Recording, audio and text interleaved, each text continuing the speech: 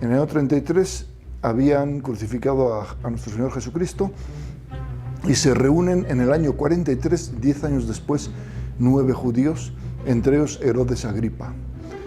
Empiezan a comentar que han pasado 10 años desde la muerte del que ellos llamaban el gran impostor, y resulta que en vez de haber menos cristianos, cada vez hay más. Y es cuando deciden que para frenar al cristianismo, este movimiento que van a fundar le van a llamar la Fuerza Misteriosa en un principio, y surge para frenar al cristianismo, porque ven que cada vez hay más cristianos. Entonces se reúnen en un día de junio del año 43 y deciden fundar la Fuerza Misteriosa, que va a ser una organización que va a pasar a través de los siglos y que se va a dedicar exclusivamente a luchar contra el cristianismo, es decir, contra todo lo que Cristo fundó, es decir, la Iglesia.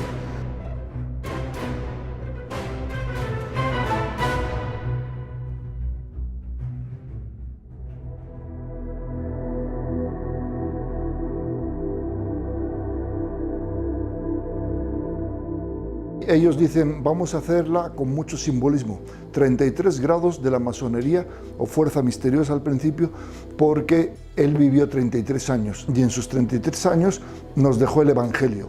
Y como ellos odian eso, dicen que vamos a hacer 33 grados para luchar contra todo lo que dejó Jesucristo en la tierra. Luego, con un martillo, al iniciar las sesiones, van a dar siempre 3 golpecitos, pum, pum, pum, que significa los 3 clavos de Cristo, que dice que simbólicamente siguen clavando a Cristo en la cruz. Lo que pasa que uno de los clavos, en vez de estar para abajo, está para arriba.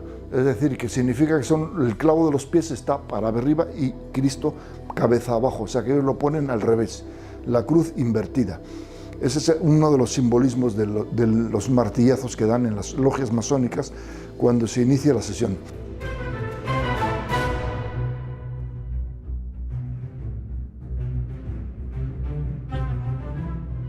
Fundan la Fuerza Misteriosa y les dicen, tenemos que estar siempre unidos y allí donde vayáis tenéis que estar siempre luchando contra el cristianismo.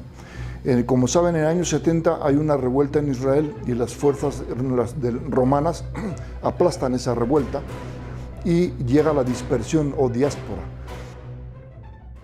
Y entonces se inicia la diáspora por todo el mundo, conocido entonces, y se esparcen por aquella Europa y norte de África, pero siempre los de la Fuerza Misteriosa les recuerdan a sus miembros, recordar siempre que sois de la Fuerza Misteriosa, allí donde vayáis, a cualquier país de Europa, siempre permanecer unidos, ser solidarios entre vosotros y luchar siempre contra el cristianismo, de cualquier forma. Incluso se puede hacer infiltrándose entre los gobiernos de los emperadores y reyes de la época. Efectivamente se esparcen por toda Europa, llegan también a España, le llaman sefarad. Sefarad, de ahí viene la palabra de sefardita. Sefarad le llaman porque España estaba separada, era la última nación. Ya ven que en esa época creían que el mundo terminaba en España, ¿no? Y entonces sefarad viene de separada. Ellos se esparcen por toda Europa y siguen haciendo sus juntas de la fuerza misteriosa, según estos papeles que heredó este Laurent de los 9 judíos fundadores de la masonería. Y hacen nueve pergaminos para hacer ese inicio de la masonería, y uno de ellos lo tenía este Laurent, descendiente de uno de aquellos 9 fundadores. Y cada generación de fundadores de la masonería van añadiendo a ese pergamino nuevos datos de lo que ha pasado en cada época. Y siempre se lo dicen al hijo mayor, al hijo predilecto, y así van pasando los siglos. Ellos se meten en los países de Europa, muchos reyes de Europa de aquellos años medievales luego empiezan a tener problemas con la fuerza misteriosa, aunque no es tan oscura que no logran penetrar y detenerlos y cosas así, porque son muy listos para todo eso, ¿no? En la Edad Media empiezan ya con los gremios de albañiles a meterse allí. De ahí viene luego el cambio de la fuerza misteriosa por Freemason o franc-maçon en francés, o sea, libre o libertad para los albañiles. Es el significado de franc-maçon.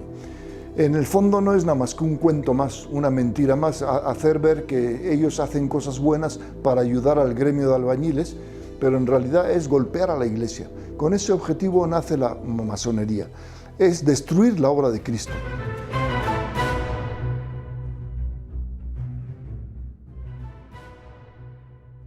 Así van pasando los siglos y muchas veces son detenidos por los reyes de la época, aunque luego ellos también se infiltran mucho en los reinados de los reyes, son consejeros de muchos reyes. Como saben, en España había una fuerte población de origen judío sefardí y logran meterse con varios de los reyes de España, incluso con Pedro I el Cruel, estuvo manipulado por ellos. Y en Inglaterra dan el golpe más grande hacia 1280, hay una revuelta campesina, claro, porque ellos van a hacer como luego el comunismo hará en el siglo XIX y XX, decir que están a favor del obrero y del campesino para manipularlos en su favor. Y entonces en esa época la revuelta de los campesinos de Inglaterra de 1280 ya es la primera revuelta que intentan en Inglaterra, aunque fracasada. Entonces, como saben, luego en el año 711 los musulmanes invaden España desde el norte de África y entran la primera ciudad española, que entonces ya era española, que toman es Ceuta, tanto que dicen, no, Ceuta es una ciudad española desde el año 711, incluso antes. La toman ya como parte de la invasión, después se extienden por la provincia y acaban con el viejo reinado de los visigodos, pero los visigodos, que más o menos habían sido tolerantes con los judíos españoles, estos malagradecidos les ayudan a los musulmanes a invadir España. Muchas veces les abrían las puertas de las ciudades y conspiraban para que España fuera ocupada rápidamente. También hay que reconocer que hubo un pequeño grupo de judíos españoles que sí defendieron el reino visigodo, pero eran siempre una minoría.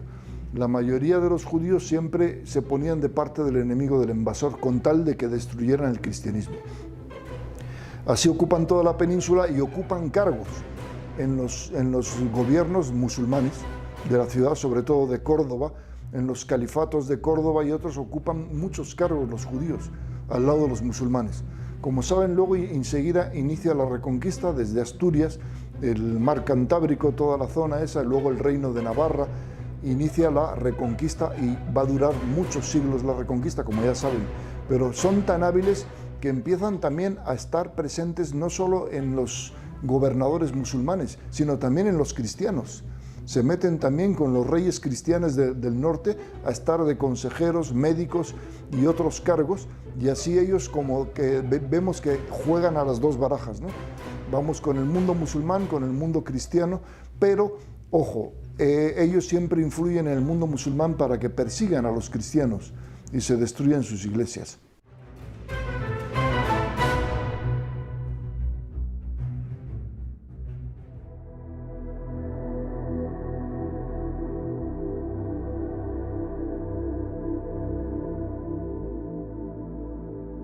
Así pasan todos los años de la Reconquista y están ahí los miembros de la fuerza misteriosa conspirando y metiéndose ya en el nuevo vencedor. que son los reyes cristianos que van bajando desde el norte de España, reconquistando toda España.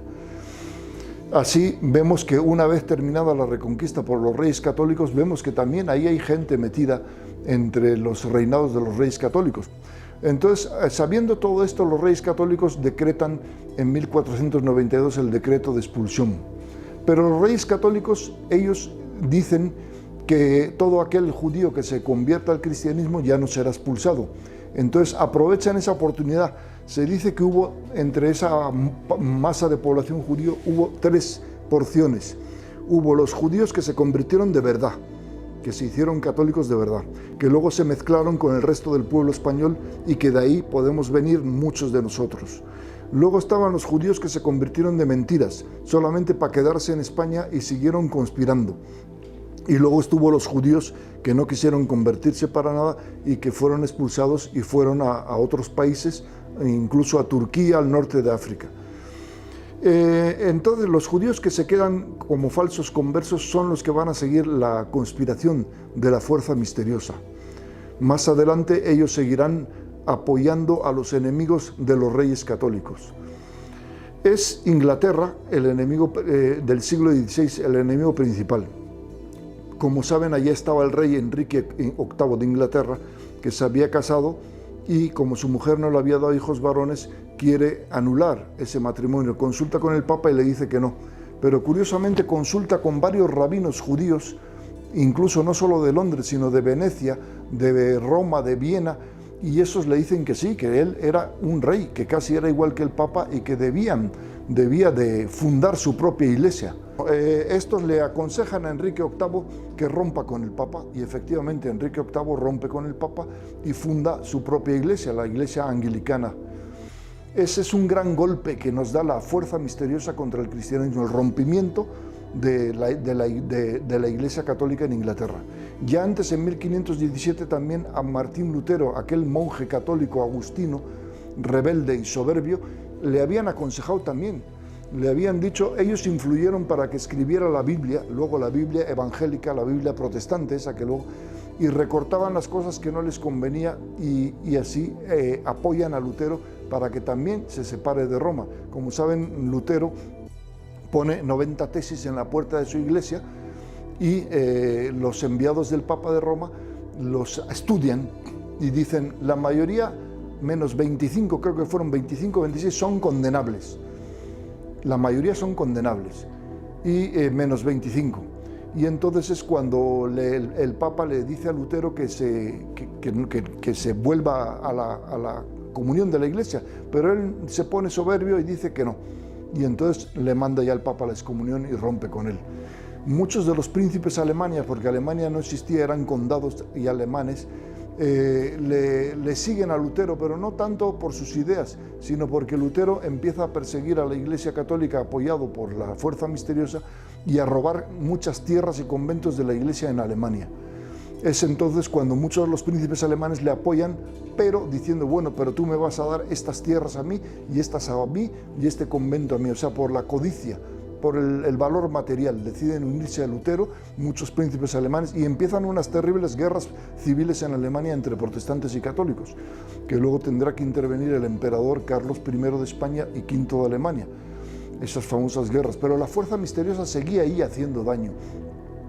En Inglaterra también, con Enrique VIII, luego también la fuerza misteriosa apoya a otros herejes de ese siglo XVI, también está Juan Calvino, y otros, el que fue a parar a Suiza, y otros muchos más herejes. Ya en el siglo anterior ya habían apoyado a Juan Hus, el checo, que fue ejecutado en 1415, el checo Juan Hus, pero todos estos no surgían así solos de la noche a la mañana, sino que eran apoyados por fuerzas oscuras que eran miembros de la fuerza misteriosa. Ellos manejaban la usura, los préstamos, y en los protestantes, curiosamente, en los estados protestantes de Alemania se les permitía la usura, mientras que en los estados católicos no. Los reyes católicos tampoco permitían la usura. O sea, entonces, claro, ellos también era el odio a Cristo y a la Iglesia Católica, pero también era el negocio. Dice, ¿por qué un régimen católico no me permite la usura, en cambio un régimen protestante sí? Ese era también el motor secreto de ellos. Como saben, Inglaterra, después Enrique VIII tuvo 6 mujeres, asesinó a varias de ellas, y después regresó su hija. Su hija gobernó durante un tiempo, que se casó con Felipe II, retornó el catolicismo a Inglaterra, pero ya el catolicismo en Inglaterra estaba herido, gracias a la fuerza misteriosa, ya no podía regresar tan bien. Y efectivamente, incluso el Papa fue muy benévolo, porque no le pidió a aquellos príncipes también de Inglaterra que habían robado las tierras de la Iglesia con la Reforma Protestante, no les pidió que lo devolvieran, nada más la Iglesia Católica pedía que retornaran al catolicismo y que bueno, pues ya se habían perdido tierras y conventos, pues que se los quedaran. El caso era que volviera Inglaterra al catolicismo, cosa que logran momentáneamente con María Tudor, ¿no? Hija de Catalina de Aragón. Y muere ella, sin descendiente, y le sucede su hermanastra Isabel, que esa sí va a ser apoyada muy fuerte por la fuerza misteriosa, va a ser una reina pirata, una reina que va a extender su religión protestante anglicana y que va a perseguir mucho a los católicos, va a asesinar a los católicos, va a mandar a sus piratas a que asalten los barcos que vienen de España, de América, de los barcos de oro. Todo eso va a ser para la causa protestante y también para la causa de la fuerza misteriosa. Esos barcos que asaltaban. Mientras que España, ese oro lo empleaba el que traía de América en las guerras contra protestantes en Europa, mucho se usó para eso. Pero la fuerza misteriosa estaba ahí.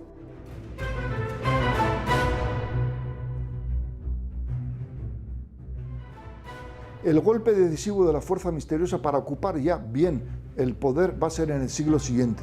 En 1645 va a haber en Inglaterra, estaba el rey Carlos I de Inglaterra. Carlos I era hijo de Jacobo de Escocia. Pero Jacobo se había hecho protestante, siendo que su madre era la reina de Escocia, que la había mandado asesinar la Isabel I de Inglaterra.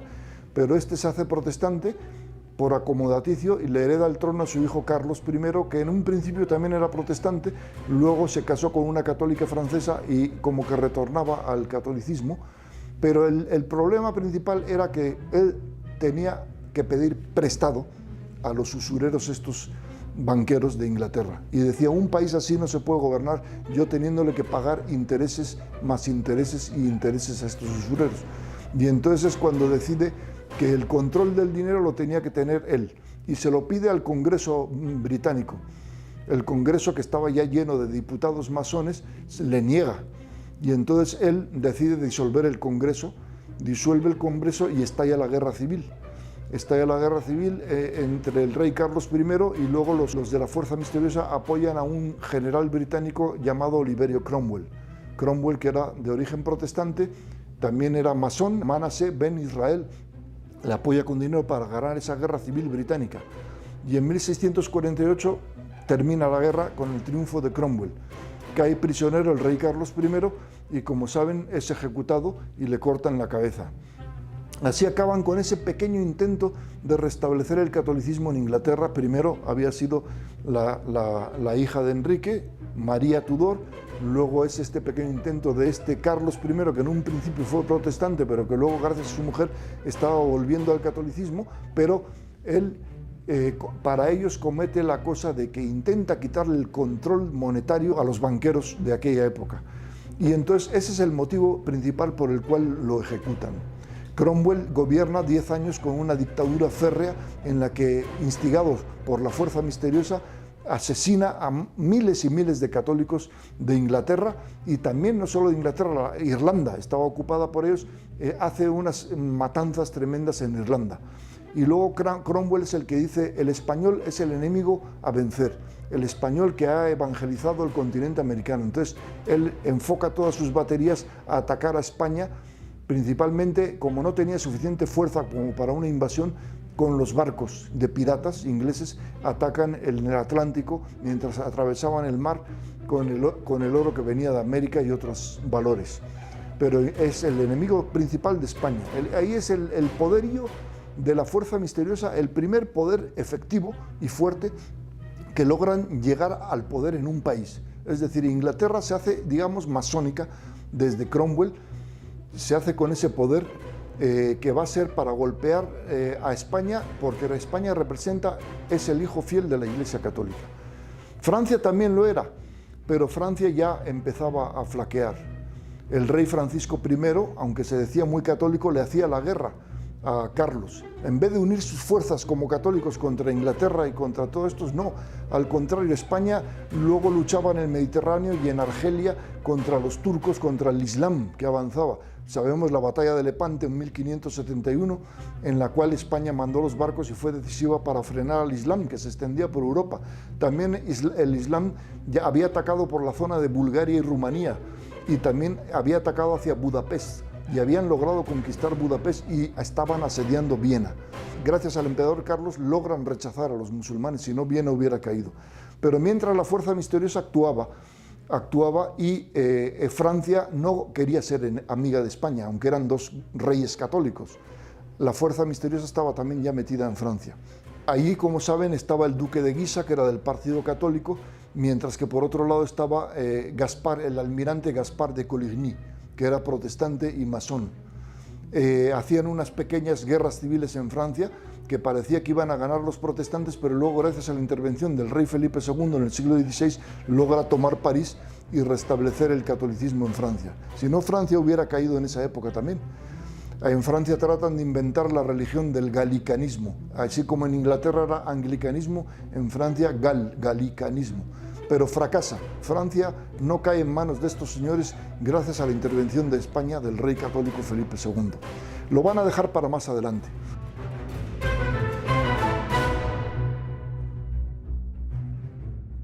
Así, como hemos dicho, Inglaterra ha caído en el siglo XVII y sigue la historia los hombres de la fuerza misteriosa que llegan al siglo XVIII. Pero en 1717 se reúnen en Londres un pastor protestante, creo que se llamaban de Chagulier y otros más, bueno, ahí en los libros vienen los tres nombres, se reúnen y van a refundar la masonería, con lo que quedaba de la fuerza misteriosa antigua que nació en Israel. Deciden fundar la francmasonería moderna en 1717 en Londres.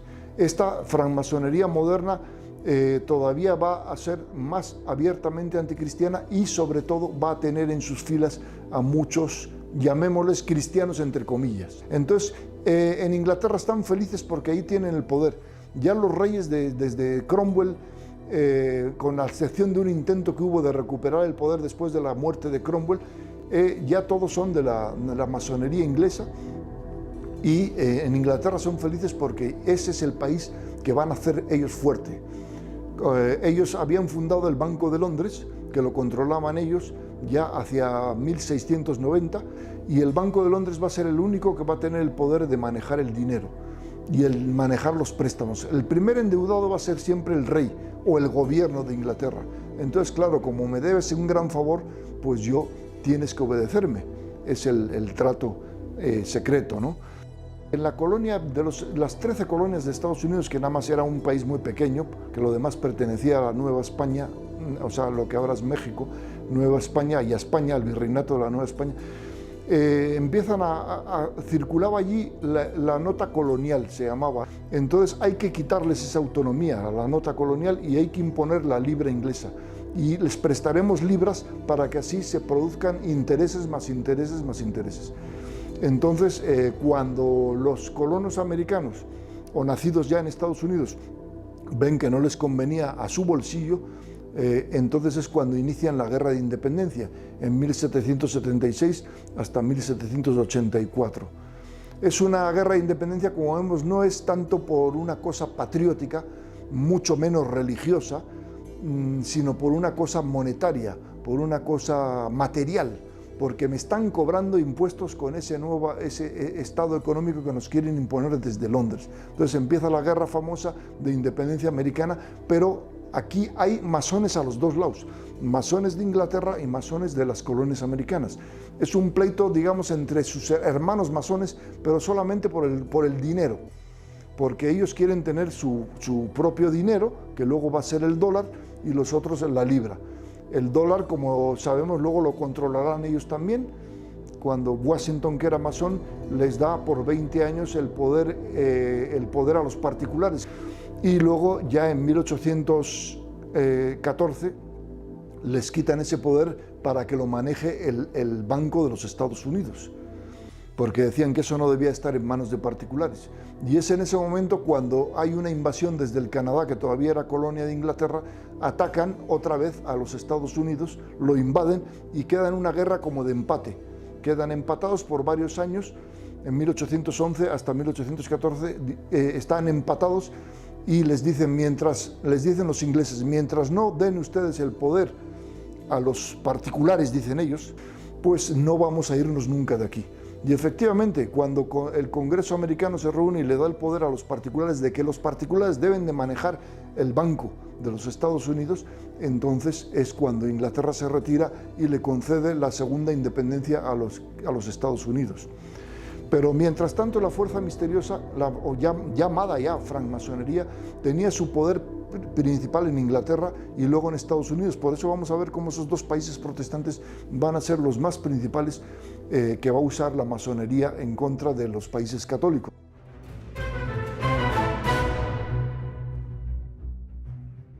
Está Hispanoamérica, que abarcaba los territorios de Texas, California, Nuevo México, Arizona, toda esa parte de Wyoming, parte de Kansas, era territorio de la Nueva España, es decir, en México, que se llamaba entonces la Nueva España.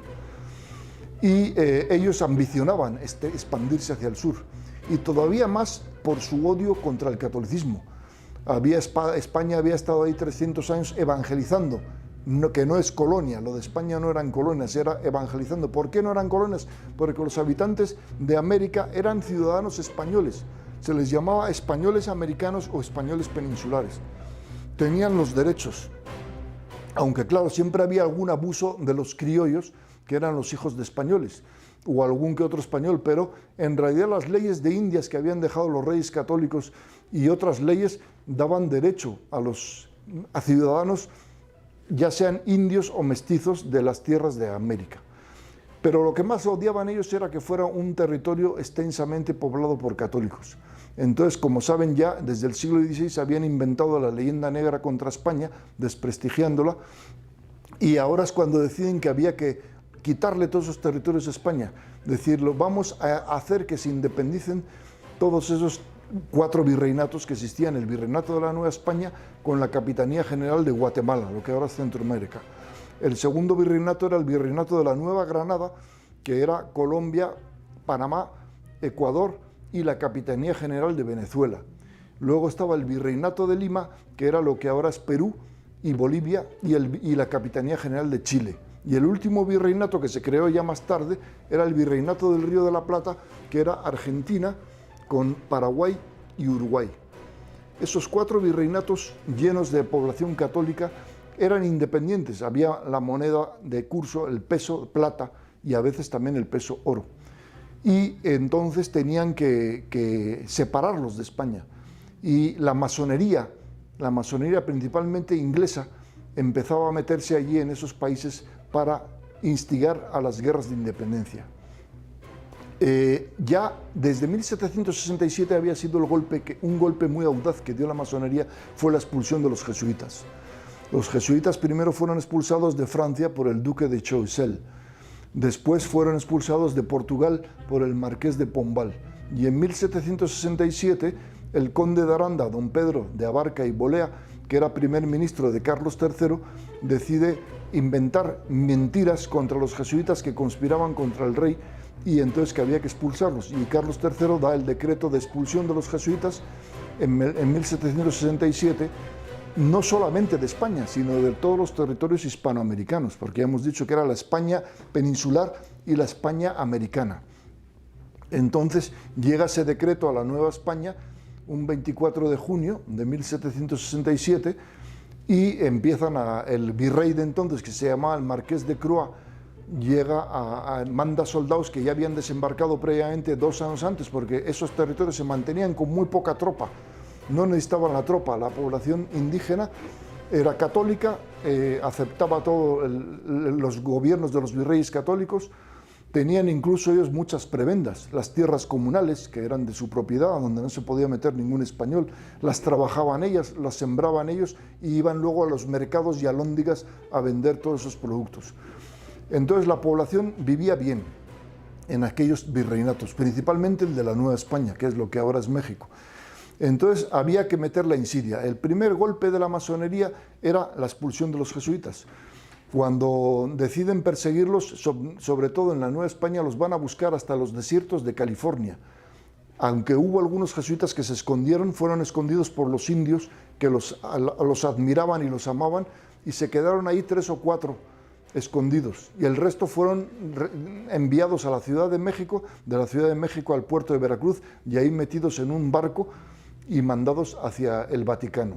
La Ciudad del Vaticano, que entonces era más grande, los estados pontificios. Muchos de los jesuitas ya muy mayores no aguantaron el viaje en aquellos húmedos barcos que tardaban más de un mes en llegar a Europa y fueron reprimidos. La gente en la Nueva España protestó, hubo levantamientos del pueblo en las ciudades de San Luis Potosí, San Luis de la Paz, en Michoacán, en Guanajuato y otras. Se levantó el pueblo católico, indígena y mestizo, y se levantaron porque le estaban quitando a sus jesuitas. Decían, ¿cómo el rey Carlos III de España nos quita a nuestros padrecitos, que eran tan buenos siempre y tan buenos con los indígenas? Entonces ese era un golpe muy fuerte de la masonería contra los jesuitas, porque los jesuitas entonces eran la orden que más luchaba por la Iglesia, por evangelizar y por el Papa. Todo lo contrario de ahora, ¿no?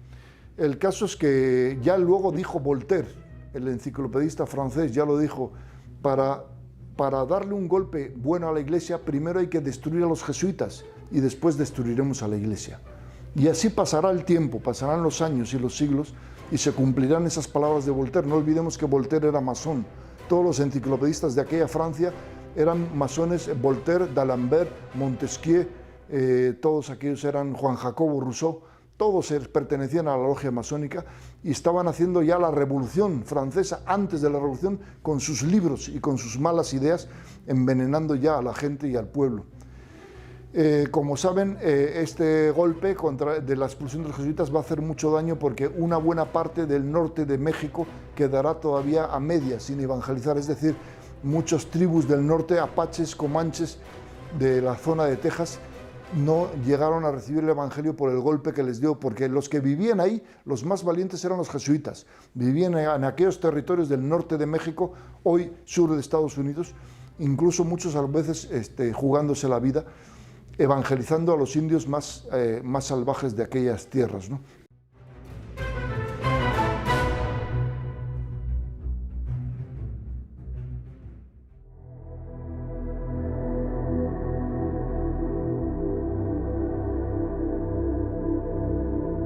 Luego el siguiente golpe sería Francia. La Francia todavía católica, 1789, como saben, la Revolución Francesa está movida por ellos y principalmente por los Illuminati. Como sabes, inician la masonería, la Revolución Francesa, saben manipular al pueblo. Claro, hay que reconocer que parte del pueblo pasaba hambre y eso lo van a aprovechar, como luego hará el comunismo en el siglo XX, aprovechando que el pueblo pasa hambre, lo lanzan contra los reyes de Francia. Como saben, Luis XVI cae guillotinado y se establece una asamblea en la que están, la mayoría son masones, y luego hay verdaderos asesinos como Danton, Robespierre y otros que empiezan a asesinar pues no solamente gente de la familia real, sino también a muchos católicos. Y luego no solo a católicos, luego se matan entre ellos, porque el padre de la revolución es Satanás, y ellos se matan entre ellos, porque ya vemos que el mismo Robespierre luego también acabó en la guillotina, y muchos de sus partidarios de sus ideas. En Francia surge una reacción contra todo esto que se llama en la región de la Vendée. Ahí surgen varios generales franceses que con el pueblo de la Vendée hacen una contrarrevolución a la Revolución Francesa, pero los soldados manda París, soldados, y reprimen y asesinan y queman a campesinos sus casas y asesinan a muchas mujeres y niños. Todo eso lo ocultan, no hay casi películas que hablen de eso, ¿no?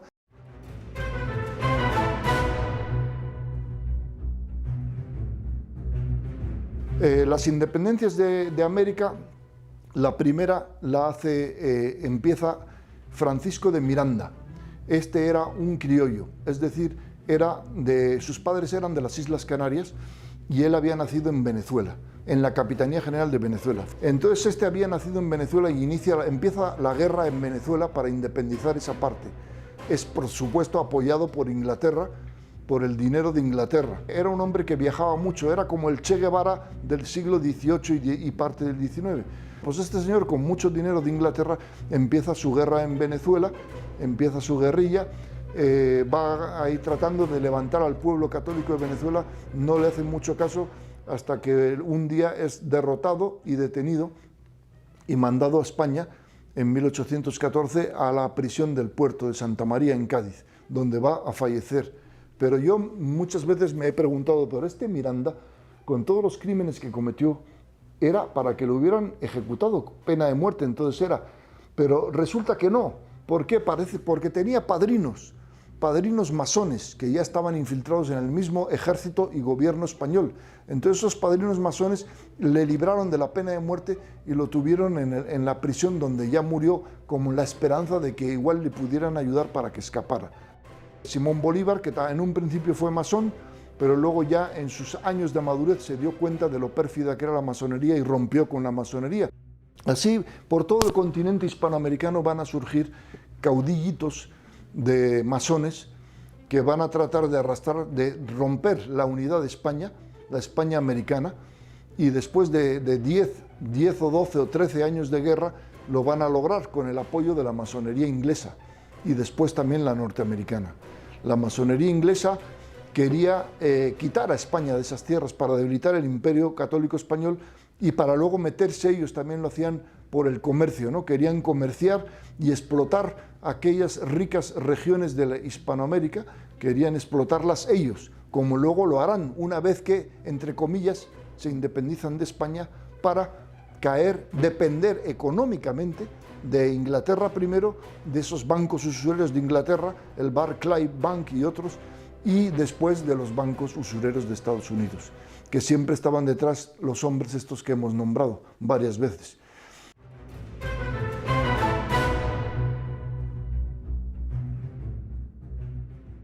Entonces vemos ahí la mano de la masonería en todas las independencias de Hispanoamérica para fastidiar a la España católica y para luego meterse ellos en la economía, a manipular. O sea, esos pueblos fueron en 1821-25 independientes, pero entre comillas, pasan a depender económicamente de Inglaterra. Y no solo de Inglaterra, sino de la usura de estos banqueros que hemos dicho que son los sucesores de aquellos de la fuerza misteriosa, ¿no? Es así como se van apoderando.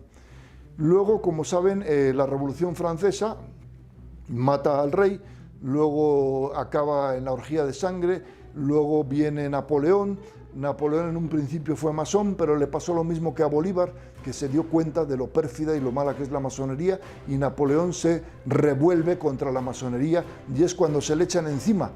En ese momento Inglaterra y otros países de Europa lo acaban acosando, derrotando, y acaba preso en la isla de Santa Elena, en medio del Atlántico.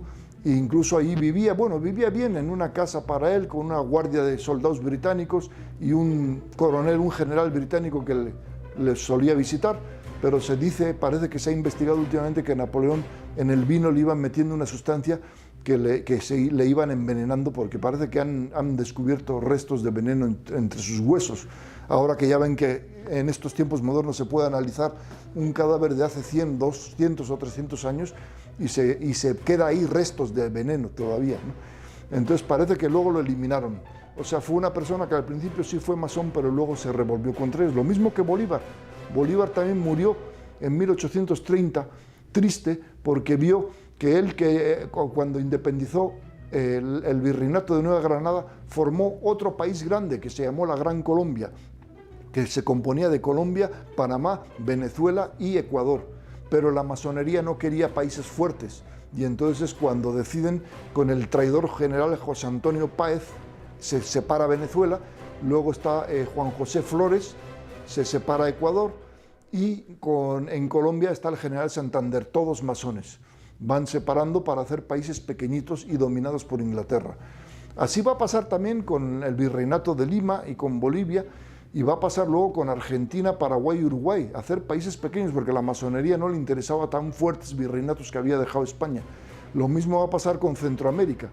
Se separa de México y después, no solo contentos, se separan ellos en 5 países diferentes.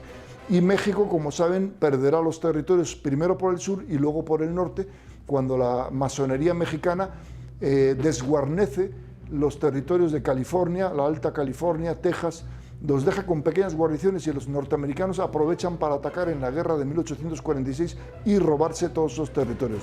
Ya antes habían atacado en Texas, en 1836, primero fue Texas, con la tradición masónica del general Santana, que era masón, mexicano pero masón, y se deja ganar las batallas en el Álamo, en Goliat y en algunos, no, en San Jacinto se dejó ganar, allí en las otras ganó, pero en San Jacinto se dejó ganar por su hermano masón Samuel Houston, porque Santana había recibido la consigna masónica de que México debía de perder Texas. Entonces se deja casi agarrar prisionero cuando dormía la siesta a las 4 de la tarde, todo el ejército mexicano en San Jacinto, ahí en el río, cerca del río San Jacinto, y le agarra preso Samuel Houston, que era otro masón, apoyado por los Estados Unidos. Y luego proclaman ellos la independencia de Texas y luego 10 años más tarde la anexan a los Estados Unidos. Todo fue una cosa, consumación entre masones. Todo lo hicieron masones, masones traidores, antimexicanos, le diría yo, que cedían y se dejaban ganar las batallas. Y luego los masones norteamericanos que decían, sí, tú como masón tienes que obedecer a la logia. Y la obediencia era que México debía de perder Texas y luego California y Nuevo México, todos esos estados que en parte ahora los mexicanos que van allí a trabajar o los hispanoamericanos lo recuperan con la lengua más bien, pero con la lengua nada más, porque el estado sigue siendo el estado norteamericano el que manda ahí. La última batalla es la de Ayacucho, en Perú. Allí fue una batalla que se arregló, como decían los generales de entonces, fue un trato masónico. De un lado estaba el ejército virreinal, el español peninsular a las órdenes del virrey de la Serna, y del otro lado estaba el mariscal, estaban los generales Canterac, Sucre y alguno más, que todos eran masones, porque del lado español peninsular eran masones y del lado separatista también eran masones. Entonces, antes de la batalla hubo un desayuno. Hubo un pacto entre las dos fuerzas, se pusieron a desayunar y ese desayuno fue para que se conocieran los oficiales. Oficiales separatistas, masones, y oficiales peninsulares, masones. Entonces se conocen ¿para qué? Para no herirse ni matarse en el combate. El ejército del virrey tenía 9.000 hombres, caballería y artillería, mientras que el ejército separatista eran 6.000. Sin embargo, la ganan los separatistas con 6.000 hombres. ¿Por qué? Porque el virrey de la Serna, traidor a España, masón, se deja ganar la batalla. Se deja ganar la batalla y ganan la batalla de Ayacucho, y con eso ya es un tiro de gracia que le pegan a España para que abandone ya el virreinato del Perú, de Lima. Luego, por otro lado, está en La Paz, en la zona de Bolivia, había un español, un general, un vasco, Pedro de Olañeta, que estaba defendiendo todavía eso para España.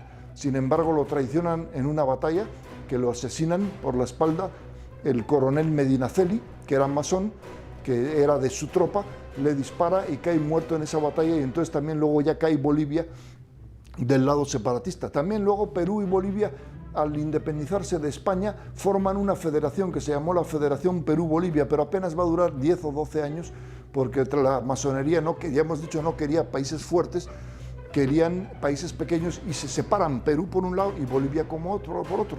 Como sabemos, la Capitanía General de Chile también se había ya separado, y allí los más fieles a España, qué curioso, eran los indios católicos. Tenemos en el Perú, todavía siguió la guerra, después de 1825, que ya España había abandonado aquellas tierras, siguió la guerra un indio católico llamado Antonio Huachaca, que siguió dándole guerra al gobierno republicano separatista, luchando por la religión católica. Luego también en la zona de Colombia había otro indio que se llamaba Miguel Agualongo, católico, que también siguió luchando por España y por el rey de España. Fue hecho prisionero traicionado y fue fusilado. Pero antes de fusilarle, los republicanos separatistas le dijeron: si quieres te perdonamos la vida, tienes que jurar la nueva constitución liberal que estamos haciendo. A lo cual se negó y dijo: si 20 vidas tuviera, las 20 las daría por la religión católica y por el rey de España. Por un lado, los caudillos indígenas católicos estaban defendiendo más a España que estos traidores separatistas, ¿no? En Chile también hubo otro indio que se llamaba Mariluán, que también estuvo defendiendo seguir unidos a España. Y así encontramos otros pequeños caudillos.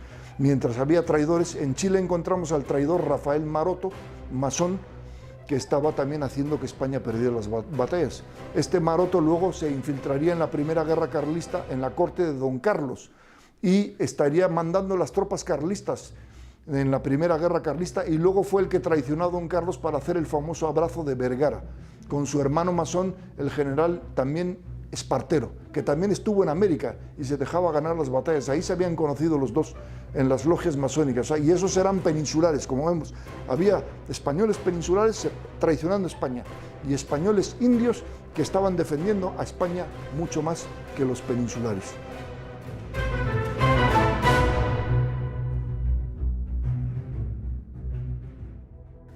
Bueno, la masonería estaba ahí metida, era la que hacía daño y quería destruir el Imperio Español, y lo logró. Y una vez independizada América, también la masonería va a hacer mucho daño en España. Napoleón ha invadido España. Napoleón, que en un principio había sido, hemos dicho, masón, trae las ideas liberales de la Revolución Francesa, y el pueblo español, al ver que los reyes están secuestrados, porque como saben Napoleón se los había llevado a Bayona, luego los tuvo en un castillo presos, bueno, presos entre comillas, vivían muy bien, los reyes Carlos IV y su familia y Fernando VII en unos castillos con un montón de criados que estaban, digamos, secuestrados, pero en una jaula de oro. Mientras tanto, Napoleón quería apoderarse de España, y al no haber reyes, ¿qué sucede? Surgen las juntas del pueblo español, junta en Vascongadas, junta en Cataluña, junta en Andalucía, por aquí, por allá, por las provincias, forman pequeñas juntas y deciden tomar la iniciativa de la guerra contra Napoleón, de independencia que se llama. Y las juntas organizan sus guerrilleros. Todas luchaban por la España católica. Es la última vez en esa guerra contra Napoleón que el pueblo español estuvo unido. Luego nos dividirán, hasta el día de hoy estaremos ya divididos, después, pero eso va a ser lo que voy a narrar ahora. Hubo una junta de ellas que se llamó la Junta de Cádiz. Esa Junta de Cádiz, sin que nadie la eligiera, se atribuyó más poderes que las otras. La Junta de Cádiz decidió, ellos en plena invasión, hacer una constitución llamada la Constitución de Cádiz, de 1812. Y ellos eran, casi todos los constituyentes eran masones, y empezaron a hacer la Constitución de Cádiz. Pero luego, a la hora de jurarla, de que había que firmarla, en 1812, concretamente en marzo de 1812, llamaron a los constituyentes. Y esta Junta de Cádiz se impuso a todas las demás juntas sin que nadie la eligiera. Por eso dicen, no, que la democracia, no, a esa junta se impuso ella sola. El caso es que en esa junta ellos sacaron un decreto diciendo que todo aquel que no jurara la Constitución de Cádiz sería desposeído de sus títulos nobiliarios, de sus honores y grados militares y de sus posesiones. Serían destituidos. Fíjate qué poco democrático, ¿no? Tienes que firmar porque se les da la gana a los junteros de Cádiz. O sea, de democrático no tenía nada esa Junta de Cádiz. Hubo varios que se negaron a firmar. Entre ellos había un paisano, bueno, un vizcaíno que se llamaba el general Francisco Eguía.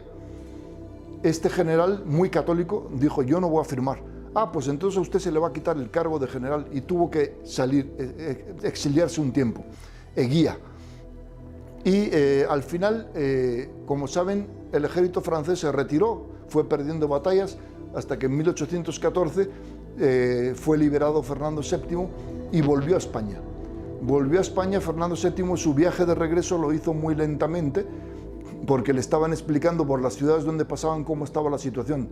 Resulta que ahora el que gobierna España en su ausencia es una junta, y es una junta principalmente la de Cádiz, con la Constitución de Cádiz, y está llena de masones, y hace escala en Valencia, Fernando. Y Fernando no le gustaba eso, porque él sí sabía lo mala que era la masonería. Él sabía perfectamente todo eso, y decide que hay que dar un autogolpe para quitarle el poder a esos constituyentes masones y volver a la monarquía absoluta. Por eso va a venir el nombre de absolutistas. Entonces en Valencia habla con otro vasco, un general que se llamaba Francisco Javier Elío, que era de Navarra, estaba allí de capitán general, y entonces decide hablar de estos temas y decide, ¿me apoyas? Y entonces dio un autogolpe apoyando a Fernando y aboliendo la Constitución de Cádiz. Y luego estaba el famoso general Eguía, que Fernando lo había nombrado capitán general de Castilla.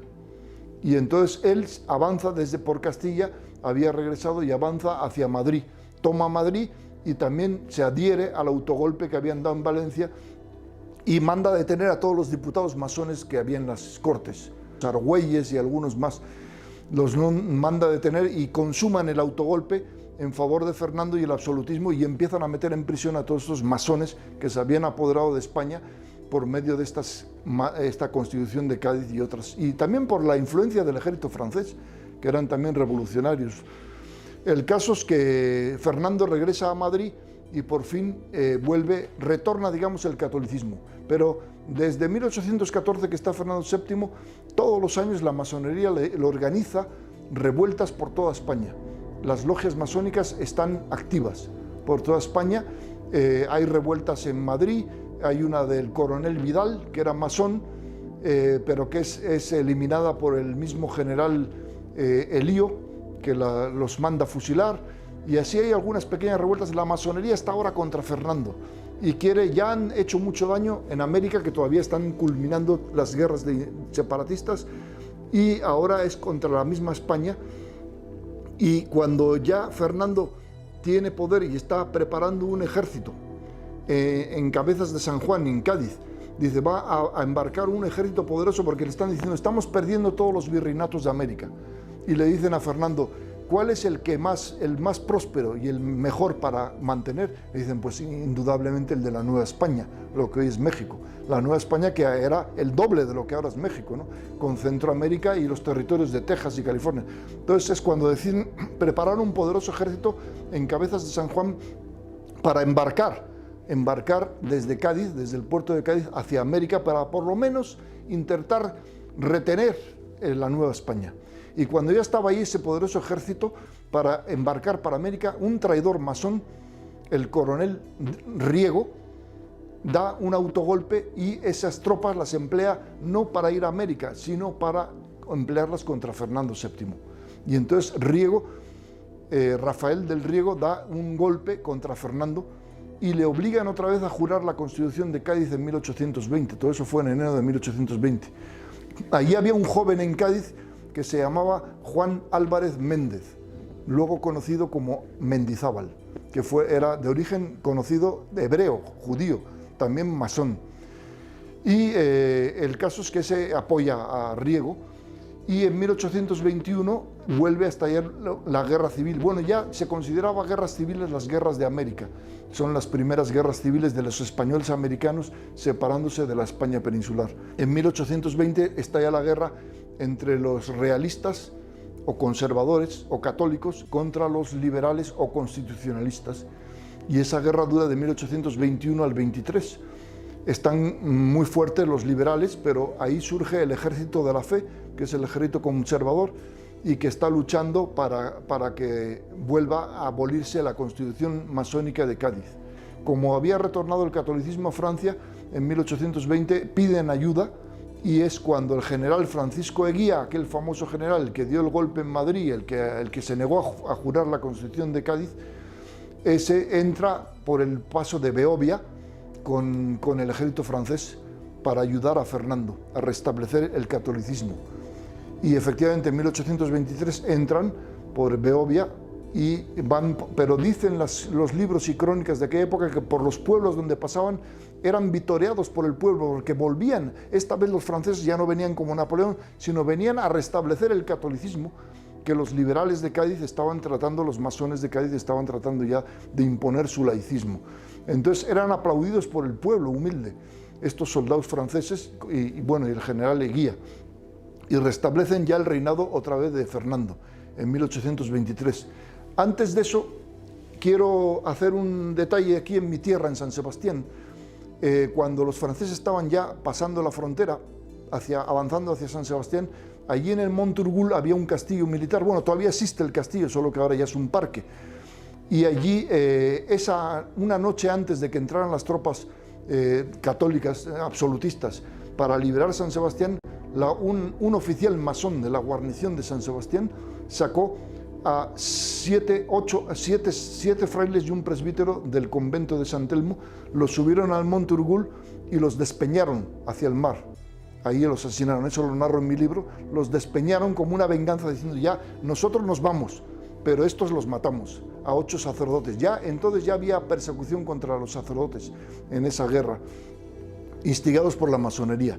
Algo así como cuando pasó en la Guerra Civil del 36, cuando, por ejemplo, en Barcelona avanzaban las tropas de Franco para liberar Barcelona, muchos presos católicos que tenían los comunistas en las cárceles, antes de huir hacia la frontera francesa, en la misma cárcel abrían y los ametrallaban así.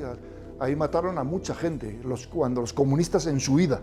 Bueno, pues aquí, en esto de San Sebastián, en la guerra esa, como venían ya los franceses a liberar la ciudad, pues entonces asesinaron a este presbítero y a 7 frailes del convento de San Telmo, despeñándolos al mar, que es una parte rocosa. Bueno, ahora han hecho un paseo, se llama el Paseo Nuevo, y ahí pasan los coches, pero entonces era un acantilado, y ahí despeñaron a estos sacerdotes. Así pasó en muchos lugares de España. Se perseguía ya a los sacerdotes en tiempos por parte de los liberales masones. Como saben, luego triunfa Fernando desde el 23 hasta el 33, que va a ser su muerte, pero el veneno masónico ya estaba metido. En el año 30 existía todavía la ley sálica. La ley sálica no permitía que las mujeres pudieran reinar. Entonces, como Fernando no tenía hijos varones, decide abolir la ley sálica. ¿Por qué? Para que gobernara su hija, que luego sería Isabel. Entonces, para la ley sálica hizo una ley que se llamó la ley pragmática. O sea, la pragmática viene a matar la ley sálica. Pero luego en 1832 se arrepintió. Le dijeron varios personajes y le dijeron: no, es que eso va a provocar una guerra civil. En realidad el trono le corresponde a su hermano Carlos de Borbón. Y entonces en el 32 se arrepiente y vuelve a quitar la ley pragmática por medio de un codicilio en el cual volvía a poner en vigor la ley sálica, que no podían gobernar las mujeres. Pero resulta que llegó, curiosamente, vamos a ver otra vez la mano en la masonería, llegó su cuñada se llamaba Luisa Carlota, es decir, era hermana de su mujer. La cuñada le pidió al primer ministro, que se llamaba Tadeo Calomardé, el documento ese, el codicilio, donde Fernando quitaba la ley pragmática. Y entonces ella lo vio y en ese momento lo rompió en sus narices. Lo rompió y fue a la chimenea para quemar los restos. Y entonces Tadeo Calomardé le para el paso. Y entonces ella le da unas sonoras bofetadas. O sea, digamos, la cuñada interviene totalmente y hace que se queme el documento, ¿no? Para que no exista ese documento por el cual Fernando volvía a poner en vigor la sálica. El caso es que la investigación de esta señora, Luisa Carlota, estaba casada con el hermano menor de Fernando VII, que se llamaba Francisco de Paula y de Borbón. Y resulta que a los 25 años entró en la logia masónica del Gran Oriente Español, para que vean cómo se mueve la masonería. Es decir, la cuñada estaba casada con un masón que también era hermano de Fernando, era el hermano pequeño. O sea, Fernando tenía varios hermanos. Don Carlos, que era muy bueno, muy católico, muy piadoso, que va a ser el líder de los carlistas, de ahí viene el nombre, y luego su hermano pequeño, Francisco, que todo lo contrario, que iba a entrar en la logia masónica. Y es la esposa de esta cuñada, que es la que va a destruir ese documento. O sea, cómo preparan el germen de la guerra civil, la masonería. Fernando ya en 1832 estaba muy anciano, aunque era un hombre joven, tenía 60 y algo, pero ya ves que en aquellos años un hombre de 60 parecía como hoy, como uno de 80 y tantos. Entonces él nombra a su esposa, María Cristina, reina gobernadora, y como reina gobernadora le deja el poder, digamos, reina que se llama luego reina regente, y ella es aconsejada por varios ministros y le dicen que si quiere ayuda de los liberales tendría que dar una amnistía a los masones que había en las cárceles y que había que hacer una reforma. Entonces la primera reforma que hay es destituir al ministro Tadeo Calomardé, que era conservador, y pone a uno que se llamaba Francisco Cea Bermúdez, que era masón. Entonces empiezan a cambiar todavía en vida de Fernando, del año 32 al 33, hacen una especie de transición. Van cambiando a todos los capitanes generales de Andalucía, de Cataluña, de Galicia, todos aquellos capitanes generales conservadores y católicos de la época de Fernando van siendo destituidos y van poniendo capitanes generales liberales. Fíjense cómo en vida de Fernando la masonería, muy lista, van haciendo la transición. Bueno, con Franco fue después de su muerte, pero aquí fue en vida de él, porque estaba la reina regente, pero la masonería se movía activamente en contra de España. Y efectivamente, cuando en 1833 muere Fernando, ya casi todos los capitanes generales eran liberales. Ya su hermano Carlos, al morir Fernando, proclama que él es el verdadero rey. Pero, claro, empiezan a sublevarse batallones chapel-gorris, o sea, en vasco, las boinas rojas, que ya se habían empezado a formar también en vida de Fernando, sobre todo en el norte, en la zona del País Vasco. Está el famoso general Zumalacárregui y otros que también se indignan de todo esto y se levantan en armas en 1833 en favor de don Carlos. Digamos que se forman dos bandos en esa guerra civil. Unos eran los católicos carlistas y del otro lado eran los liberales masones. Pero muy astutos, a la tropa los liberales no le decían que eran masones y anticatólicos. Había que manipular al pueblo, a la tropa humilde de abajo, y la hacían pelear entre carlistas e isabelinos. La primera guerra civil de 1833 a 1840, que luego apareció otra vez el traidor Rafael Maroto, el que había traicionado ya en América, vuelve a aparecer. También encontré un dato que también pertenecía a la logia masónica, aunque ahí fue la ceguera de don Carlos, que no se dio cuenta de que este hombre, que era masón, era un general de su ejército carlista. Y luego, cuando hizo el convenio de Vergara con su hermano masón Espartero, hubo varios generales carlistas que se opusieron y él los mandó fusilar. En el convenio de Vergara se acaba la guerra en la zona de Vasco-Navarra, pero sigue un poco más en la zona de Cataluña y Aragón y Valencia. Pero luego ya en 1840 termina la guerra y don Carlos se va al exilio. Pero era un triunfo de la masonería. La masonería española, o llamémosla antiespañola, había logrado afianzarse en el poder. Durante esa guerra había sido ministro Juan Álvarez Méndez. Él es el que hizo en 1840, en plena guerra, hizo la reforma religiosa robándole los bienes a la iglesia, en 1835, y alentó en el año 34 y 35 los primeros ataques contra la iglesia, sobre todo en Madrid, que asaltaron a los frailes de San Francisco el Grande. La iglesia de aquí de Madrid, San Francisco, fue asaltada por los turbas, manejadas siempre por la masonería, y degollaron a muchos frailes. Y que entonces estaba primero fue ministro de Hacienda, Álvarez Méndez, y luego fue primer ministro también. Fue el que hizo, ellos le llaman, para que la gente no entienda, desamortización. ¿Qué quiere decir desamortización? En el lenguaje llano del pueblo, pues el robo de los bienes de la iglesia. Él es el que todos los conventos e iglesias de la iglesia pasan a ser propiedad del Estado, Juan Álvarez Méndez, que luego lo harían también en América otros como Benito Juárez en México, Próspero Fernández en Costa Rica y otros muchos más. Y luego consumará el hecho un navarro llamado Pascual Madox, que fue el que hará la reforma contra las tierras comunales o los ejidos comunales. Es decir, en todos los pueblos cada gente del pueblo tenía su tierra particular, pero luego había siempre una tierra comunal, que le llamaban el ejido comunal. También en América los indios manejaban sus tierras con una autonomía. Entonces, esa tierra, ¿de quién era? Como dice la palabra comunal, era del pueblo. Entonces, cuando un campesino en invierno se le acababa la leña de su tierra, no tenía leña, podía ir a la tierra comunal y cortar árboles para tener leña. Cuando no había suficiente hierba para sus vacas, iban a la tierra comunal todos los del pueblo y podían segar hierba para sus vacas. Eso era una especie que venía desde los tiempos de Felipe II, que también se estableció en América. Bueno, pues estos masones dijeron, para empobrecer a los pueblos y manejarlos mejor, vamos a acabar con esas tierras comunales. Y fue Pascual Madox el siguiente que siguió y acabó con eso. Todos masones, todos anticatólicos. Es cuando inicia España un siglo de guerras civiles en manos del liberalismo, porque a veces estaba el general Espartero, que era liberal radical, pero luego estaba el general Ramón Narváez, que era liberal moderado, menos hostil a la Iglesia, pero al fin y al cabo todos liberales, todos masones. Así se va a pasar España durante todo el siglo XIX. El objetivo de la masonería es crear guerras civiles entre liberales y conservadores y dividir a los pueblos, sobre todo el español. Ya dijimos que la última vez que estuvieron unidos fue contra Napoleón. Después vendrá el liberalismo con sus constituciones liberales, en la que va a crear los partidos conservador y liberal y las facciones. Entonces ya, como saben, luego la Segunda Guerra Carlista en 1846 al 49, que bueno, fue una pequeña guerra porque fue más bien guerrillas. Hubo un poco en Navarra y Guipúzcoa y sobre todo en Cataluña y Aragón más.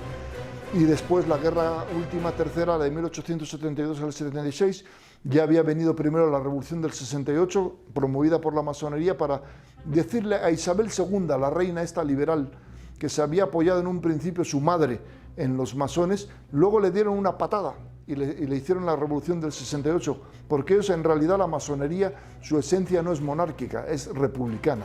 Entonces echaron, aunque era liberal y les había dado mucho poder, la echaron del país también en el 68, y fue un gobierno desastroso en el que acabó en la Primera República. Bueno, primero vino un rey, que fue Amadeo de Saboya, que era masón, se paseaba, salían imágenes de él, pinturas con su delantal del grado 33 de la masonería, un rey pelele de la masonería, y luego se va, porque él tenía mucho miedo, decía, aquí cualquier día me van a matar. Y dimite, y después de dimitir él estalla la Primera República, que dura menos de un año, con 4 presidentes masones, que fue un caos en la República, la rebelión, la desobediencia, la indisciplina, todo eso, porque incluso a veces a los soldados la Primera República los mandaba a reprimir eso y no querían obedecer, porque les habían dicho, muchos masones decían, no obedezcas a tu comandante, aquí cada soldado es diferente, o sea, la indisciplina en el ejército, eso es lo que la masonería le encanta, ¿no? Dividir. Y entonces fue un desastre esa república, que al final acabó, también con otros masones más moderados la acabaron. Fue el general Serrano y el general Pavía el que entró en las Cortes y disolvió aquella Primera República.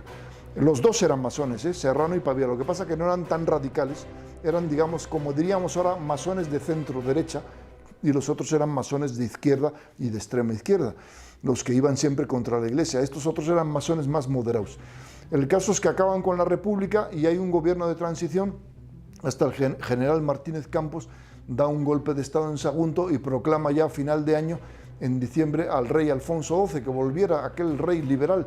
Y efectivamente, en enero del 75, 1875, regresa Alfonso XII, pero el Alfonso, aconsejado por su madre, viene siendo un rey liberal también. Y por supuesto, él pone el jueguito de los partidos, que todavía a veces no nos quitamos, un poquito a la derecha, un poquito a la izquierda, centro-derecha, centro-izquierda. Estaba centro-derecha, era Antonio Cánovas del Castillo, y luego se turnaban en el poder con Práxedos Mateo Sagasta, que era un poquito a la izquierda. Los dos eran masones, hemos dicho, masonería más radical a la izquierda, masonería tipo centro-derecha liberal a la derecha. Y así se van turnando y nos van llevando a España, a esa España que había sido ya destrozada en el siglo XIX con tanta guerra civil por obra y gracia de la masonería, ya sea de un poquito liberal, de un poquito a la izquierda, y iban adelante. Y esa misma masonería es la que ya va a terminar con las últimas provincias de España en América, que son Cuba, y en Asia, en Filipinas. Al final del siglo, como saben, la guerra de 1898, la masonería está actuando para que España pierda Filipinas. La masonería española estaba secretamente apoyando a la masonería filipina para lograr la independencia de las Filipinas. Lo mismo pasaba con la de Cuba, con José Martí, que era masón, hijo de españoles, Martí. El caso es, como vemos, cómo la masonería da los últimos golpes a los últimos territorios que quedaban de ultramar de España. Estamos terminando el siglo XIX, la masonería ya se ha afianzado en el poder y se ha afianzado mucho en el ejército. Por eso los golpes militares del siglo XIX no son como un golpe católico, no, eran golpes de liberales, de masones que se peleaban entre ellos, masones más a la derecha, masones más a la izquierda.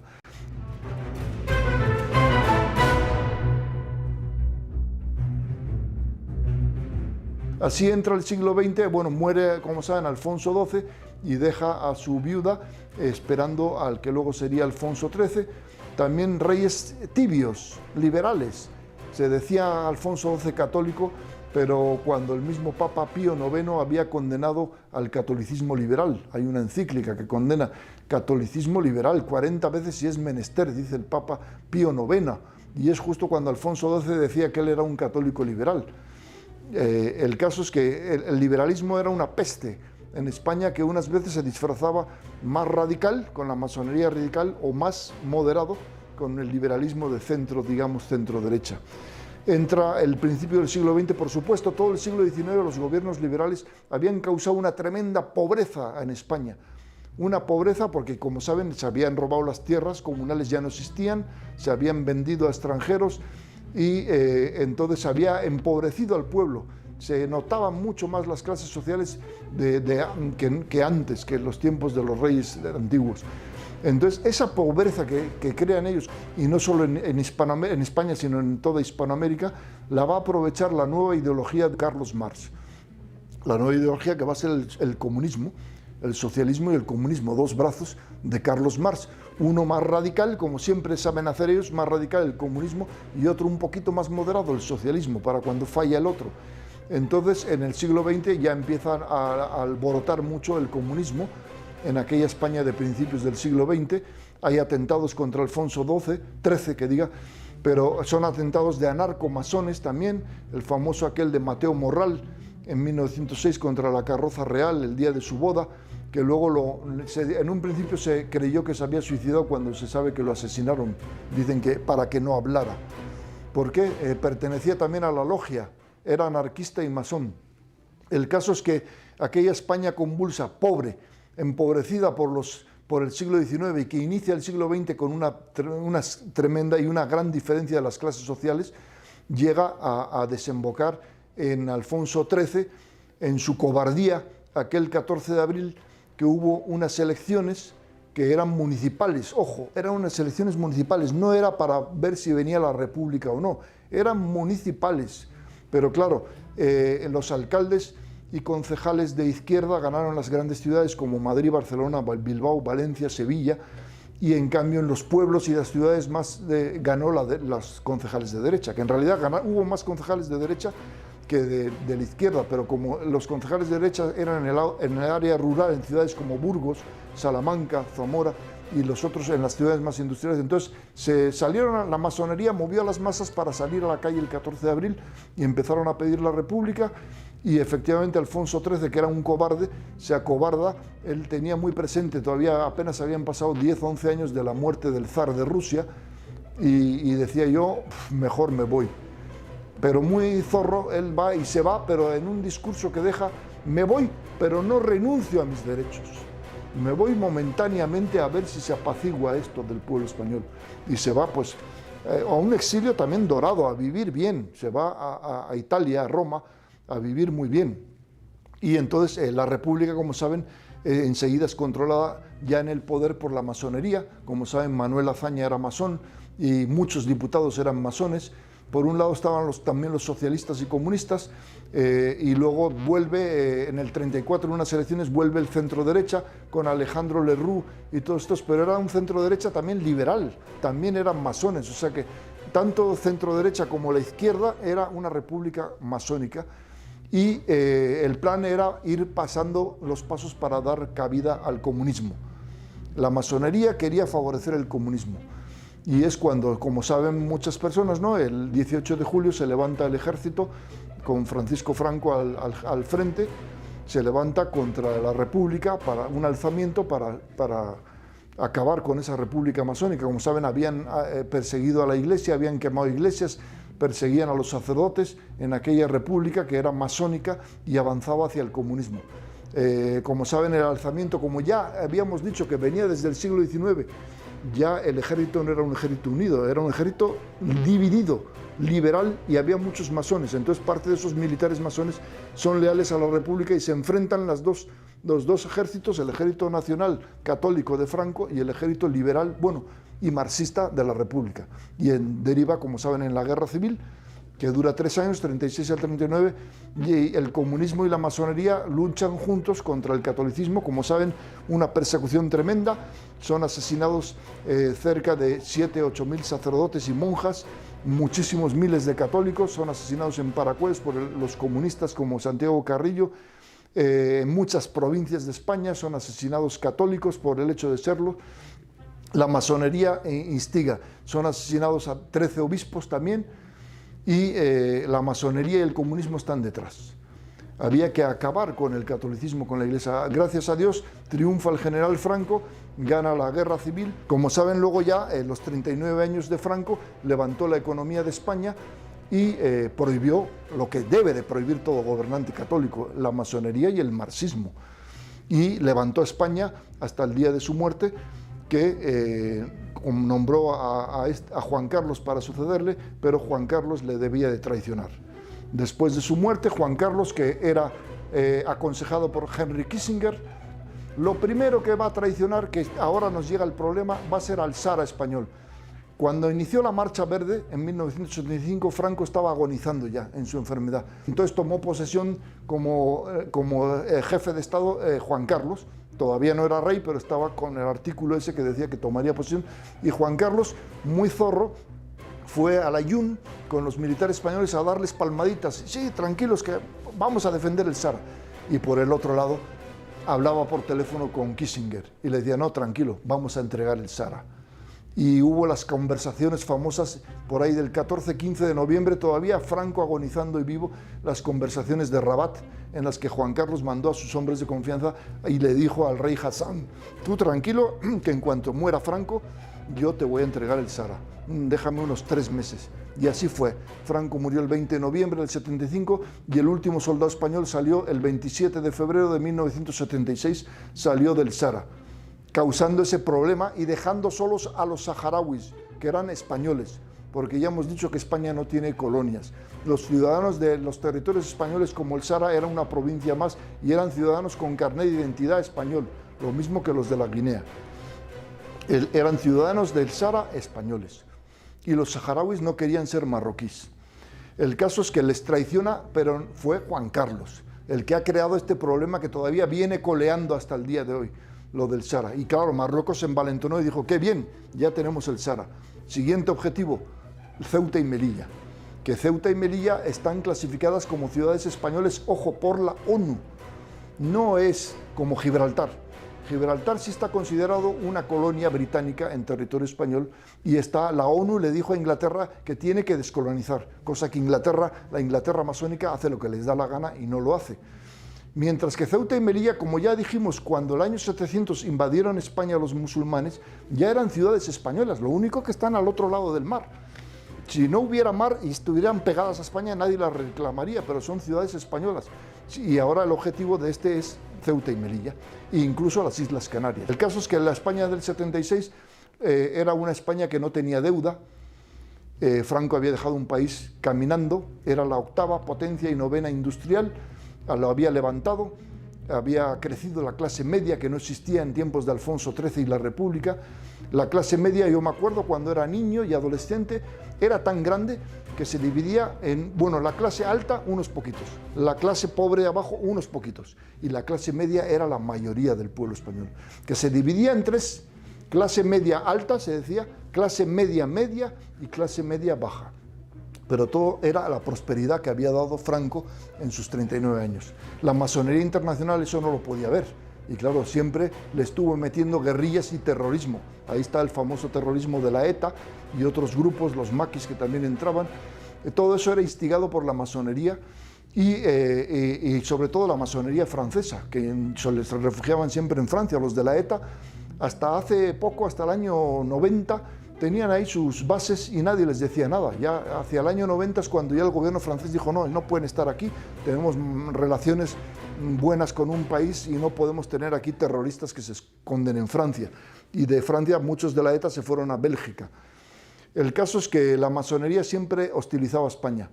Y Franco se fue, Franco se murió y era un gobierno católico, pero la masonería internacional, ya sin los reyes católicos y sin un Franco, todavía sigue hostilizando a España. ahora fomentando los separatismos, sobre todo el catalán y el vasco, fomentando lo de Marruecos contra España, fomentando siempre la división entre los españoles en partidos, engañando al pueblo, haciéndole ver que el régimen de Franco, era una dictadura tremenda y no sé qué, y resulta que es cuando mejor ha estado España en el siglo XX, y que no tenía deuda. Y inmediatamente de morir Franco, el rey Juan Carlos fue en 1976, en junio hizo un viaje a Nueva York y se trajo un montón de créditos de la banca usurera judía de Nueva York, un montón. Aquella España que funcionaba con Franco sin necesidad de créditos, o los créditos que había pedido Franco eran muy pequeños, pero los ponía a trabajar, a construir carreteras y presas y pantanos, y se devolvía rápido el dinero para que no crecieran los intereses. Sin embargo, ya a partir de Juan Carlos ya no. Luego seguirá el presidente Suárez, un traidor que había pertenecido al franquismo, pero él demolió el franquismo. Después vino las elecciones a Leopoldo Calvo Sotelo, aquella España católica la van a ir triturando. Leopoldo Calvo Sotelo fue el primero que aprobó el divorcio, que no existía en la España católica de Franco. Después vino Felipe González, el socialista, y aprobó el aborto. Y así en estos 45 años después de la muerte de Franco, cada presidente ha ido avanzando más para descatolizar España. Por supuesto, la educación laica en las escuelas de gobierno y en las universidades, el laicismo, que es un principio francmasónico, porque en el Partido Socialista hay muchos masones también, porque van de la mano el socialismo y la masonería, y luego el comunismo, su otro aliado. Y así han ido, y luego vino Aznar. Aznar fue un títere liberal de centro derecha que no hizo gran cosa por frenar la descatolización de España.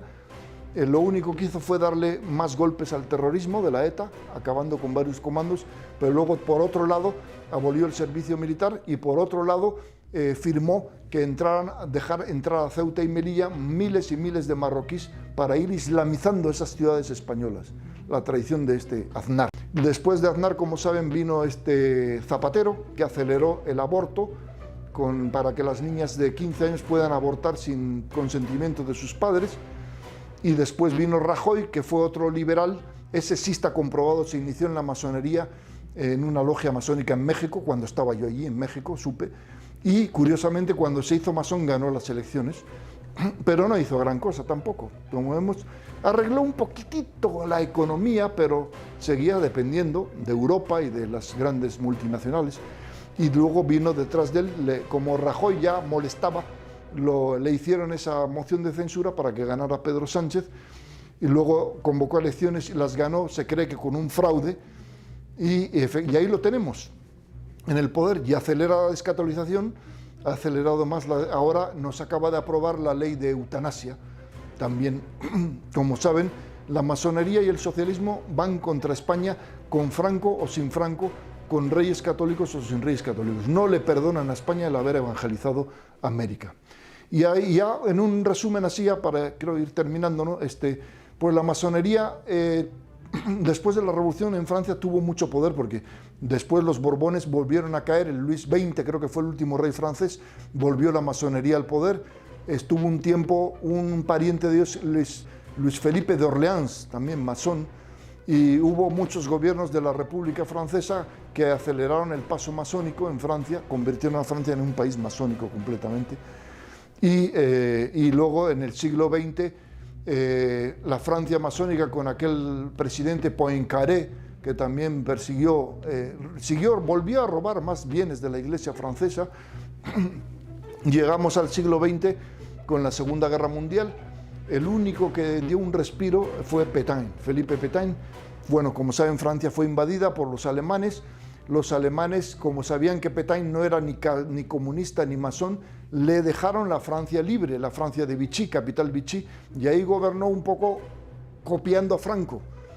Pétain le repudiaba a los comunistas. Pétain era católico.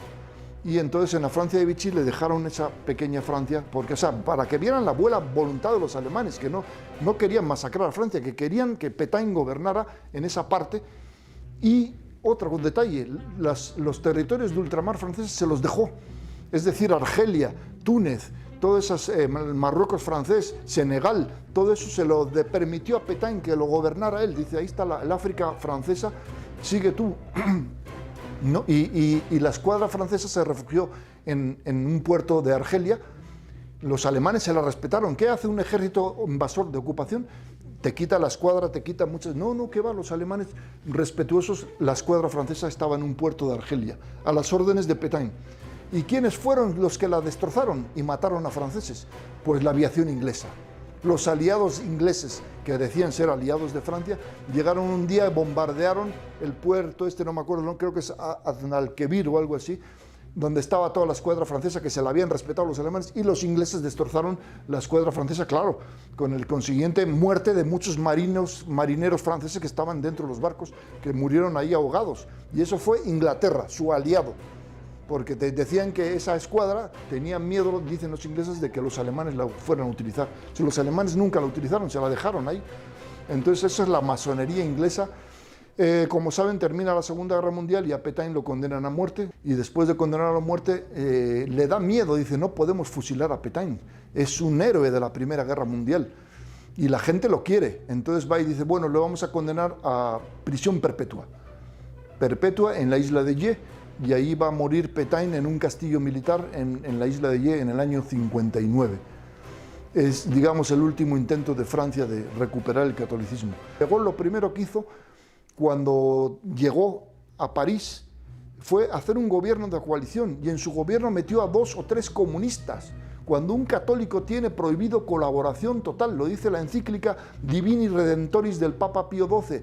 Cualquier católico tiene prohibido, bajo pena de pecado, colaborar, apoyar a cualquier comunista. Y luego, mientras gobernaba De Gaulle, los comunistas españoles, los llamados maquis, se reorganizaban en la frontera y no les decían nada, y cruzaban los montes Pirineos para hacerle la guerra de guerrillas contra Franco, que fue un fracaso de ellos en el Valle de Aragón. Había también un ministro que se llamaba Pierre Mendès France, que era ministro francés y que era también, curiosamente, masón. Son los que liquidaron el imperio francés. Empezaron con Vietnam, todo Indochina francesa. Los franceses se dejaban ganar las guerras. Y eso lo denuncia el general Raoul Salan. Raoul Salan era católico y estaba allí en Vietnam. Y él mismo escribe en sus libros, que escribió, dice, de día avanzábamos, pero de noche recibíamos órdenes de París de retirarnos. Y decía, yo sabía dónde estaban los comunistas de Vietnam del Norte. Podíamos con nuestra aviación bombardearlos, pero París decía no, había que perder Indochina. Y así se fueron retirando los franceses y luego quedaron los americanos. Y luego los americanos hicieron el mismo cuento. El gobierno masónico de Washington, lo mismo, avanzar y retroceder, hasta que al final dejaron Vietnam que cayera en el comunismo. Vietnam del Norte y el Vietnam del Sur. Y luego se extendió a Camboya y Laos, todo por obra de la masonería. El caso es que De Gaulle no solamente terminó ahí, terminó con todas las provincias de Francia, de Senegal, Dakar, Argelia, la guerra de Argelia, todo Marruecos, lo fue entregando mansamente De Gaulle, porque claro, en las logias masónicas internacionales decían, Francia no puede tener esos territorios, tiene que perderlos. Y entonces lo mismo que hemos dicho, como se dejaban ganar las batallas en América aquellos masones, lo mismo hizo De Gaulle, hay que dejarse ganar.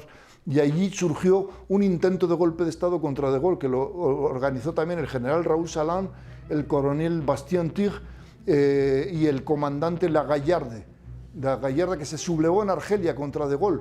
Dijeron, pues no, si París no nos manda refuerzos, nosotros vamos a pegarle a los musulmanes. Y nada, París ya no mandaba refuerzos. Y entonces decían, pues vamos a lanzar los paracaidistas sobre París y a derrocar a De Gaulle. Todo esto en los años 60, cosa que ya no se pudo hacer. Raoul Salan se refugió en España y estuvo exiliado en la España de Franco. Al único que pescaron fue al coronel Bastien-Tir, que sí lo agarraron preso, y órdenes de Gaulle lo mandó fusilar. Ahora, si Franco fusilaba a un comunista, todo el mundo contra España, contra Franco. Ahora De Gaulle fusilaba a un anticomunista católico, como era el coronel Bastien-Tir, y ahí nadie protestó, nadie decía nada. O sea, ahí se ve la conspiración masónica cuando uno es de un lado o de otro. Entonces, pues nada, Francia fue perdiendo todos sus territorios porque eso se había acordado ya en las conferencias de Teherán, de Yalta. Poco antes de terminar la Segunda Guerra Mundial se reunieron el líder inglés, Churchill, Stalin y luego Truman, y dijeron, y no invitaban al francés. Al principio sí, luego al francés no lo invitaban porque ya el plan venía desde ahí, eran masones todos, Churchill masón, Truman masón y Stalin comunista. y dijeron al francés no lo invitamos. ¿Por qué? Porque vamos, nada más terminar la guerra vamos a liquidar el imperio francés de ultramar. Y así fue, por obra de la masonería. Indochina, Argelia, Senegal, toda África fueron independizándose poco a poco. Stalin colaboraba metiendo guerrillas comunistas. Bueno, luego los sucesores de Stalin, como el comunismo y la masonería fueron acabando con el imperio francés de ultramar. Porque, bueno, Francia, aunque ya estaba masonizada, todavía Francia pues era un pueblo católico, no eran protestantes como Inglaterra y Estados Unidos, entonces había que también fastidiarla. Y luego siguieron presidentes franceses, masones, Valéry Giscard d'Estaing, que fue el que aprobó el aborto, luego vino François Mitterrand, otro socialista y masón francés, que siguió con el aborto y la píldora abortiva. Todo el final del siglo XX, descatolización total tanto de España como de Francia por obra de la masonería, de los homosexuales, LGTB, todo eso. Y luego Francia lleva ventaja en la islamización de Francia, que ya desde los tiempos de Gaulle, fíjense la contradicción. Primero querían los argelinos la independencia, porque el comunismo estaba detrás y los instigaban. Bueno, ya está la independencia. Pero luego ellos creían que iban a vivir bien, pero vivían tan mal con esos regímenes socialistas que empezaron a emigrar y emigraron a Francia. Por eso están los barrios de Marsella, todos esos llenos de islámicos, pero ya desde los tiempos de Gaulle, la islamización que está sufriendo ahora España y otros países de Europa, la avanzó Francia desde los años 60 por de la masonería francesa de Gaulle y otros que decían hay que más islámicos. Por eso en Francia ya hay generaciones de franceses que han nacido ahí, que son islámicos nacidos en Francia, que claro, ¿no? Ellos han nacido en Francia, claro, son hijos y nietos de aquellos argelinos y que vinieron a Francia por la masonería francesa. Y así podríamos estarnos aquí mucho tiempo, pero en panorama ya para ir terminando, panorama internacional, la Unión Europea la creó la masonería. Y precisamente lo hizo para que no se le escapen los países. Por ejemplo, han englobado en la Unión Europea muchos países. Los que mandan ahí arriba son la masonería europea. Por ejemplo, que en España quieren hacer algo, hay que pedir permiso a la Unión Europea a ver qué dice. Por ejemplo, ¿se acuerdan ustedes de la ley Parot? La ley Parot se hizo en los años 90 porque los terroristas de ETA, por culpa de Felipe González, cambió el Código Penal español y entonces dijo que la prisión perpetua en España son 25 años. Mates a uno o mates a 20. Entonces llegaba uno de la ETA que había dinamitado un autobús y mataba a 15 guardias civiles o 20 y solamente cumplía 25 años. Había matado a 20, le cambian 2000 años, pero solo cumple 25 según la ley que hizo el Partido Socialista. Bueno, mucha gente protestó. No es justo que un asesino de la ETA o del otro, que hayan asesinado a tanta gente, esté 25 años nada más. Y entonces pusieron la ley Parot diciendo que se le aumentaba a esa gente la prisión. Y entonces se aumentó las prisiones. Pero luego llegó la Unión Europea y le dijo a Rajoy que esa ley era injusta, la ley Parot, que eso no podía ser, que aquí la que manda es Europa, la Europa masónica. Entonces te dijeron que había que anular esa ley Parot. Y efectivamente Rajoy, masón obediente, anularon la ley Parot y en ese momento salieron de la cárcel más de 60 terroristas de la ETA, del Grapo, y algún que otro violador de niños, ¿se acuerdan? ¿Por qué? Porque ya habían cumplido sus 25 años y seguían en prisión por esa ley que se le había sumado años. Pero que Europa dijo, Europa manda, se acabó ley Parot. Entonces pueden salir los asesinos a la calle en 25 años. Y así es, Europa dice lo que hay que hacer, Europa dice lo otro, Europa dice que las vacunas, Europa no sé qué, o sea, la masonería de Europa. Ahora, claro, antes teníamos la esperanza de que decían, bueno, igual surge un militar nacionalista y católico que pueda alzarse contra un gobierno malo, pero claro, como ahora estamos atados, esclavizados a la dictadura de Europa, claro, si en España surge un militar nacionalista y católico, ¿qué pasa? Que Europa se nos echaría encima. ¿Qué pasaría? No, España, un general ha tomado el poder y ha echado, por decir un ejemplo, a Pedro Sánchez. Y entonces llegaría Europa. No puede ser. Si no vuelve la democracia a España, vamos a intervenir la Unión Europea en España. Bueno, primero harían con boicots económicos. Dirían, no se le compra ni se le vende nada a España, para ahogarnos económicamente. ¿Que no funciona? Entonces sí, seguramente habría una intervención militar de países de la Unión Europea para dizque restablecer la democracia en España, que más bien lo traduciría para restablecer la masonería en España y el socialismo. Entonces, claro, con la Unión Europea es un yugo, una dictadura camuflada en la cual sí se eligen a los diputados, pero en el fondo son ellos los que mandan. Y ese es el poderío mundial de la masonería en la actualidad, que está en la Unión Europea, que sigue estando en Inglaterra y que sigue estando en Estados Unidos, y que son los que dominan, y de las logias, como decía un francés que escribió un libro, que por ahí yo vendí, que se llamaba Yo fui masón, decía este francés, creo que lo conocen, ¿no? Y ahí dice él que todas estas leyes como el aborto, los LGTB y la eutanasia, todo eso se cocina en las logias masónicas. Y luego en la logia masónica esas se las pasan a sus diputados masones, ya sea de Francia, de España o de cualquier país, y ellos se encargan de aprobarlas, ya sea coaliciones con partidos de izquierda y extrema izquierda o incluso con dinero. Entonces por eso avanza el aborto, todo lo que sean leyes contra la Iglesia.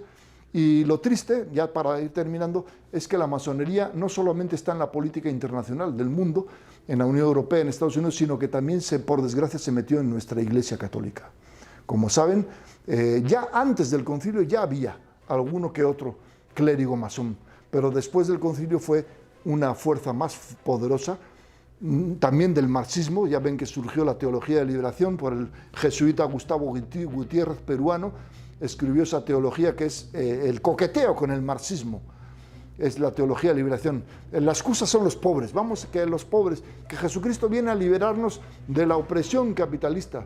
En realidad Jesucristo viene a liberarnos del pecado, pero ellos lo transforman en que viene a liberarnos de la opresión capitalista. Y es la teología de liberación dentro de la Iglesia, que es marxismo, que Juan Pablo II la condenó, pero les da igual a muchos sacerdotes. El caso es que dentro de la Iglesia sigue habiendo cardenales y obispos masones, y lo triste es eso, que la masonería está dentro de la Iglesia y que pueden llegar a la cúspide. Pero también, ya para terminar, vemos que el triunfo será de Cristo. A pesar de este panorama tan sucio, tan negro que hemos visto en esta charla, al final sabemos que la Iglesia andará ahora, sobre todo ahora, mal, dando bandazos, clérigos rebeldes, clérigos masones, clérigos marxistas, clérigos que hacen lo que les da la gana, que apoyan al terrorismo marxista o a lo que sea, que desobedecen a lo que siempre ha dicho la tradición, pero que al final sabemos que Cristo va a triunfar. Sabemos que tarde o temprano, yo creo cuando esté este mundo que ya se acerca en tinieblas masónicas, le llamaría yo, al final vendrá la segunda venida de Cristo y vendrá a derrotar al anticristo, y que será derrotado por el mismo Cristo que vendrá a la tierra a derrotar al anticristo, y volverá otra vez los pueblos a ser el brazo derecho de la Iglesia. O sea, ahora no va a ser, digamos, un Francisco Franco o otros generales de América los que van a derrotar a la masonería y al marxismo, sino que va a ser el mismo Cristo, porque ya tienen tanto poder que va a ser el mismo Cristo con su segunda venida a derrotar al anticristo y a todos sus seguidores, que son todos estos.